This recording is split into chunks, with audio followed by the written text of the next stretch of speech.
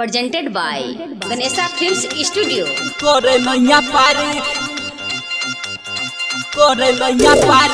पुस्तक वाली मैया के हाथ में गिटार सबके करे नैया पारी।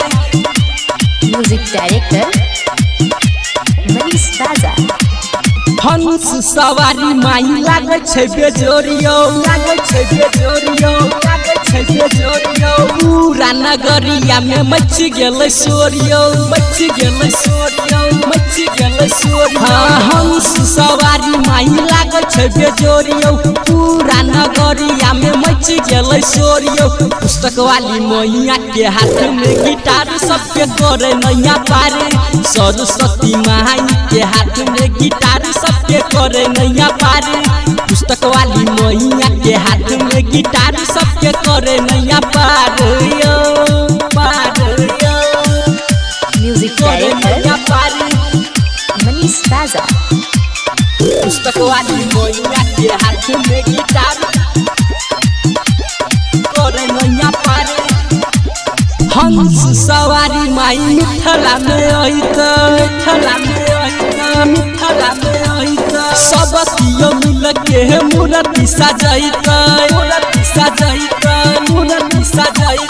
हंस सवारी माई मिथिला में अहित सब कियो मिल के मूर्ति सजाइत। अपन बोला के करे पूजा पाठ माई के सजल छै दुआरी। आ पुस्तक वाली मैया के हाथ में गिटार सबके करे नैया पारी। आ सरस्वती माई के हाथ में गिटार सबके करे नैया पारी। Music करे नैया director पारी। Manish Raza. पुस्तक वाली मैया के हाथ में गिटार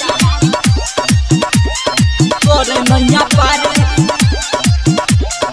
ओम शिकारी देखू भगती में लीन भगती में लीन माई के दर्शन करैला लागल भीड़ ओम शिकारी देखू भगती में लीन छै माई के दर्शन करैला लागल भीड़ छै। सब कियो एके साथ करे जय जयकार माचे हंस सवार। आ पुस्तक वाली मैया के हाथ में गिटार सबके करे नैया पारी। हंस सवारी माही लागे छै बेजोरियो पूरा नगरिया में मच गेल सोरियो। पुस्तक वाली मैया के हाथ में गिटार सबके करे नैया पारी। सरस्वती माई के हाथ में गिटार सबके करे नैया पारी। आ पुस्तक वाली मैया के हाथ में गिटार सबके करे